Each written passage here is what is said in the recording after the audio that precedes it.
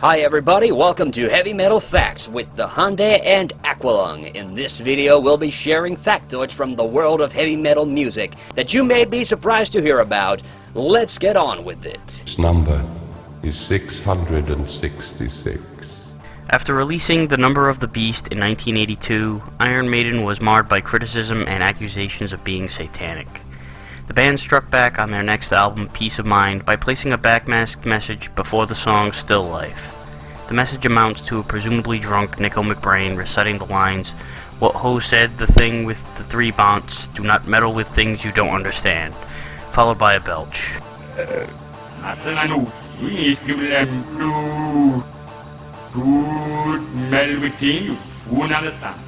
The Iron Maiden song The Prisoner was obviously inspired by the 1960s cult TV show by the same name. Rod Smallwood was intimidated by the call he had to make to the show's star Patrick McGoohan, who owned the show's rights. After asking what the band's name was, McGoohan reportedly answered with an enthusiastic, "Go for it." I am not a number, I am a free man!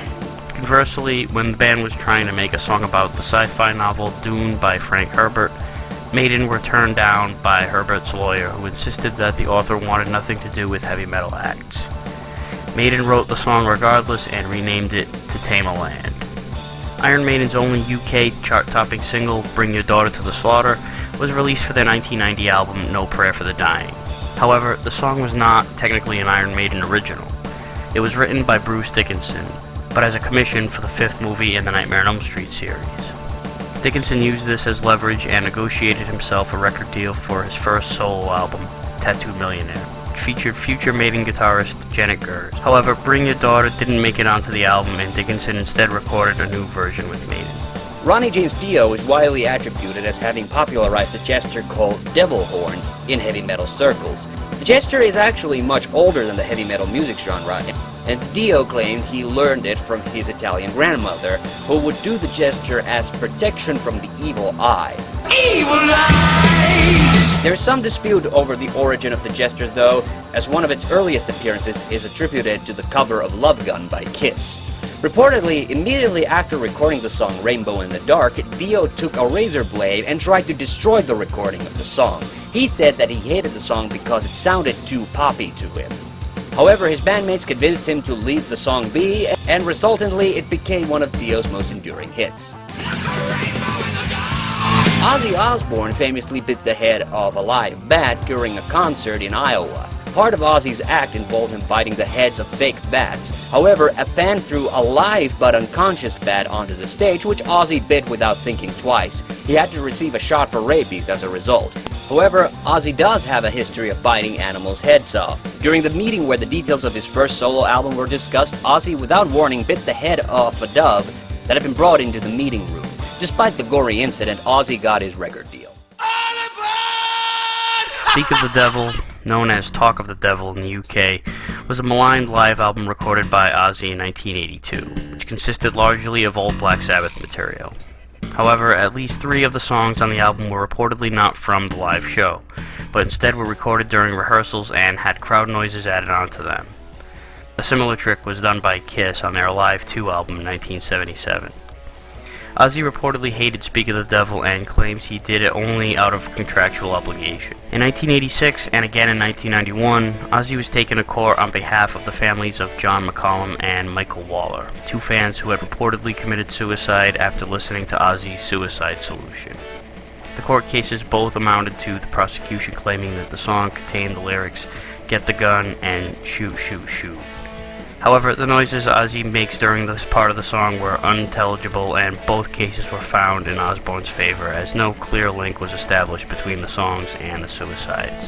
Ozzy's old band Black Sabbath started as a collaboration of 4 men: Ozzy on vocals, Geezer Butler on bass, Bill Ward on drums, and Tony Iommi on guitar. At age 17, Iommi lost the tips of his middle and ring fingers in a factory accident. Rather than learn to play the guitar with his right hand, Iommi continued to play guitar as before, despite the physical pain it caused him. Having his kidney stones removed in 2002, former Metallica member and founder of Megadeth Dave Mustaine fell asleep on his arm, causing a freak nerve accident. The end result left him unable to squeeze his hand or play the guitar. Mustaine disbanded the group, but after extensive physical therapy, his arm recovered and Megadeth went back on tour in 2004. The Finnish power metal group Stadavarius has changed dramatically since the band released their first album in 1989. The band started originally with guitarist Timo Tolkki on vocals, but since 1995, Timo Kotipelto has done the group's iconic song parts. Tolkki, the last founding member, was unhappy with the direction of the band, as well as the unexpected firing of former bandmates, and left in 2008. His departure nearly led to the band becoming dissolved entirely, but he then signed over the rights to the band name to Kotipelto, thus leading to a complete member turnover for the band. The notorious Norwegian musician and one-man metal act Borussoum, real name Varg Vikernes, is considered one of the cornerstone figures of the black metal genre. Borussoum didn't simply write dark lyrics, but just as many other Norwegian black metal acts, was suspected of being involved in several church burnings across the country. In 1994, he was given the maximum sentence of 25 years for the murder of fellow black metal artist Euronymous. Vikernes attempted to cover up the murder by having a friend act as an alibi, playing a movie at his apartment in another town and using his credit card there. Despite his incarceration, Borussoum was able to complete and release 2 albums in jail before being released in 2009. One of the founding members of the German power metal band Halloween was drummer Ingo Schwitzenberg, known by his nickname Mr. Smile due to his constant grinning. In reality, Ingo suffered from schizophrenia, and unfortunately, Ingo regularly refused to take his prescribed medication. The effects of this started to show when the band hit a slump in the early 1990s with the unsuccessful Pink Bubbles Go Ape and Rainbow albums. The band's frontman, Michael Kiske, was kicked out. Schwitzenberg's behavior was very erratic during the band's 1993 tour, and he was fired because of it. Ingo committed suicide by jumping in front of a Berlin metro train in 1995. Halloween's The Time of the Oath album, band founder Kai Hansen's Gamma Ray album, Land of the Free, and Michael Kiske's song Always were all dedicated to the former bandmate. Black Sabbath drummer Bill Ward suffered a lot of abuse from his fellow bandmates. One of the most common pranks involved was setting Ward's beard on fire, and on 2 occasions Ward suffered serious burns.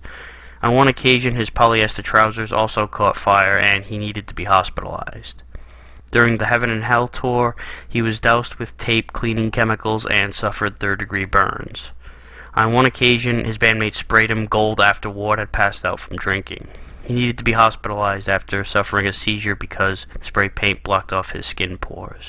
In case you thought drummers didn't have it hard enough, try drumming with only one arm. Def Leppard's Rick Allen was involved in a serious car accident in 1984. Rick was thrown out of his car and his left arm was severed by an improperly fastened seatbelt. Doctors tried to reattach the arm, but it was amputated following an infection.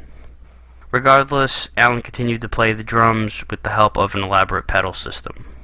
And then finally, some fun bits of trivia. Led Zeppelin, one of the most influential bands of the early heavy metal scene, were notorious for not allowing their songs to be used for commercial purposes. The comedy film School of Rock was therefore a landmark occasion when Jack Black managed to convince the band to allow the usage of their Immigrant song in the film.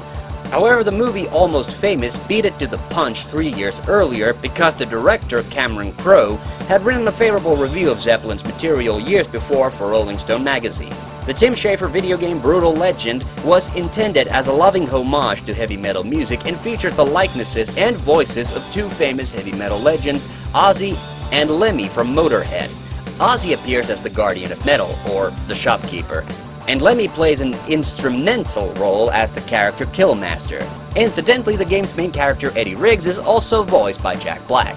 And finally, some famous mascots of metal bands. Iron Maiden's zombie headbanger, who appears in all their studio album covers, is Eddie the Head. The snarling monster from Motorhead's albums is called Snaggletooth, also occasionally known as Warpig.